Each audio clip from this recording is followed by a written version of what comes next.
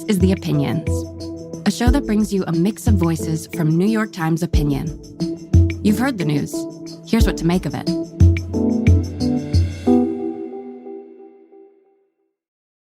I'm Michelle Goldberg, and I'm an opinion columnist at the New York Times. I write about politics and culture, unfortunately more politics than culture these days.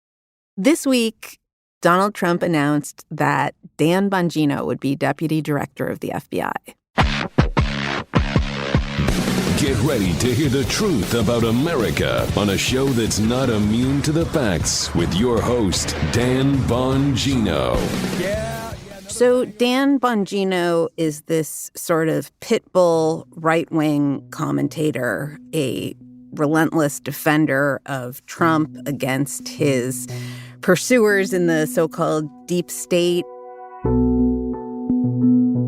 He's a former Secret Service agent, before that a police officer, who kind of cut his teeth as a talking head on Alex Jones. And of course, going from the Alex Jones show to the second highest position in the FBI is quite a journey. In between those two polls, he had a streaming show for NRA TV, a kind of online channel of the National Rifle Association. And now he broadcasts on the right-wing streaming site Rumble. He has no experience with the FBI, except as a relentless critic of the FBI. He's alleged all sorts of dark deeds at the FBI. The FBI has been hiding a massive fake assassination plot to shut down the questioning of the 2020 election. They know it's going to come out the second Cash gets sworn in, and they're trying to get ahead of it now. I think it remains to be seen whether, now that he has a tremendous amount of power in the FBI, whether he tries to substantiate these phantasms and use them as pretexts for investigations into Trump's enemies. He's also kind of laughed at the idea that there are checks and balances. Power. That is all that matters. No, it doesn't, Dan. We have a system of checks and balances. That's a good one. That's really funny. We do? He thinks that kind of anybody who believes in these traditional ideas of the separation of powers and a non-political bureaucratic civil service is a sucker.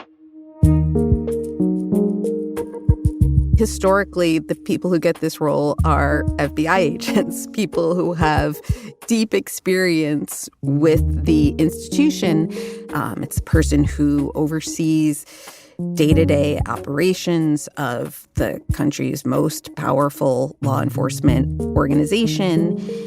And Patel, who also has no experience with this organization except as a, scathing critic of it, had reportedly met with members of the FBI Agents Association and privately agreed that his deputy director should continue to be a special agent, the sort of person who has always filled that role. But the choice of Bongino to be his deputy, I think, shows just what a bald-faced lie it was. I mean, I think that if you had told people even, a few months ago that Donald Trump was going to make Dan Bongino second in command at the FBI, if you told that to Republicans, they would have accused you of Trump derangement syndrome.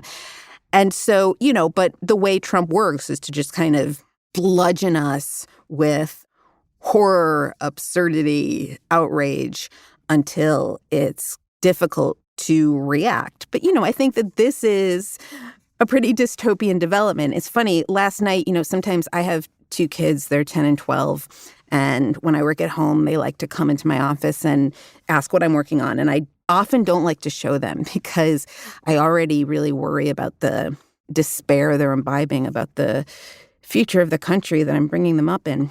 But last night, they were really insistent. They really wanted to see what I was doing. And so I showed them this clip of Dan Bongino. So I got three fingers up for those of you listening on audio only. Why do I have three fingers up? Any ideas? And this was just last month. And he was kind of gloating over the angst that Trump's nominees were causing career civil servants. He was talking again and again about total personnel warfare. Everybody has to go. If you were involved in the tyranny of the last 4 disgusting years of Biden or the prior 8 of Obama, you got to go if you said nothing. And then he took out these 2 plastic toy robots, the orange one that represented Trump and a blue one that he called Liberal Screaming Karen. And he used the Trump one to smash the lady blue one like over and over and over again and said, yes, this is how we fix this place. You are not going to fix shit if we do what we did in 2016, where we change a bunch of policies and laws and then get a bunch of people in there who want to slow walk everything. We're not going to change shit. Trump is not fucking around, man. And, my son was like, oh my God, this is both so horrifying and also so funny. I can't believe I live in this time. My daughter was like, what is he, 5? And so there's just a sense of dumbstruckness, I guess. And I don't think I'm alone in feeling that. I think that that's one reason why Democrats have been kind of flat-footed, and have been really struggling to mount a proper response to this. I really try to ration my Hannah Arendt references because otherwise I would basically be using them in every column that I write. There is just so much in this book, The Origins of Totalitarianism, that kind of foreshadows what we see in Trump. But this quote, which I think is a pretty famous one, it was the first thing that popped into my mind when I saw that they had made Dan Bongino deputy director of the FBI.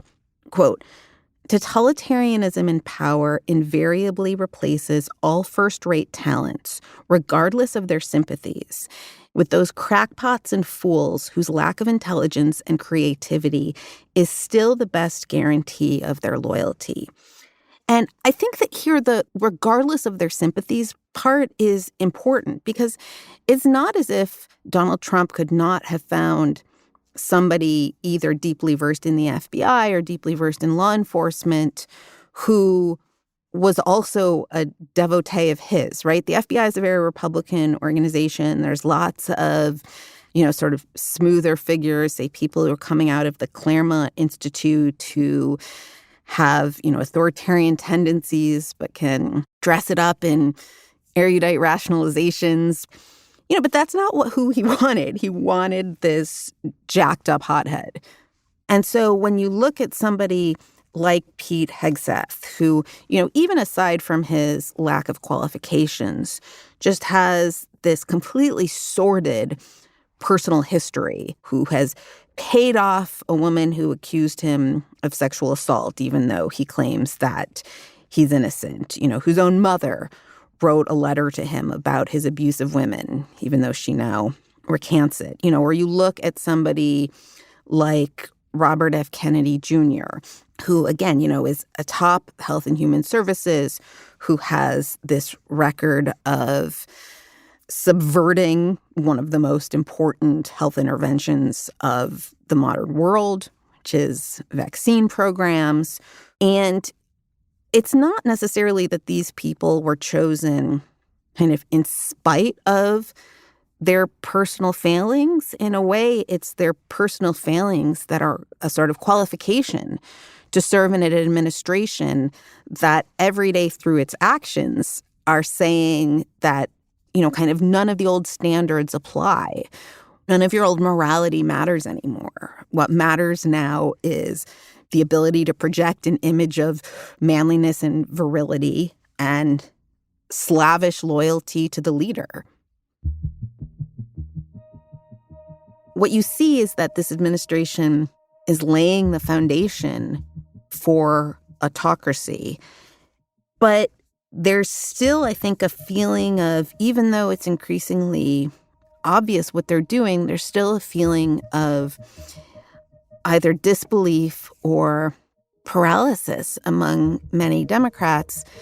And in part, this is because, the Democratic Party is full of lawyers, it's full of politicians. These are people who devoted their lives to the rules, to the understanding and application of the rules, and who are, I think, not really prepared for a world in which the rules no longer apply. And so we're in this kind of uncanny interregnum where we're seeing the kind of liberal democratic world that many of us grew up taking for granted. We're seeing it totter.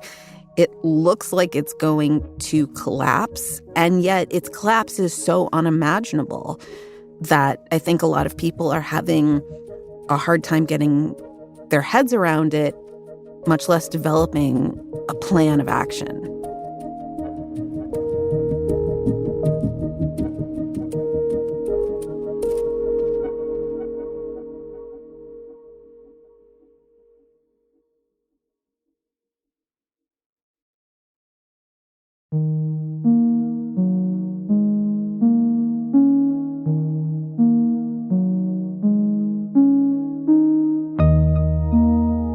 If you like this show, follow it on Spotify, Apple, or wherever you get your podcasts. This show is produced by Derek Arthur, Sophia Alvarez-Boyd, Vishaka Durba, Phoebe Lett, Christina Samuelewski, and Jillian Weinberger. It's edited by Kari Pitkin, Allison Bruzek, and Annie Rose Strasser. Engineering, mixing, and original music by Isaac Jones, Sonia Herrero, Pat McCusker, Carol Saburo, and Afim Shapiro. Additional music by Amin Sahota. The fact-check team is Kate Sinclair, Mary Marge Locker, and Michelle Harris.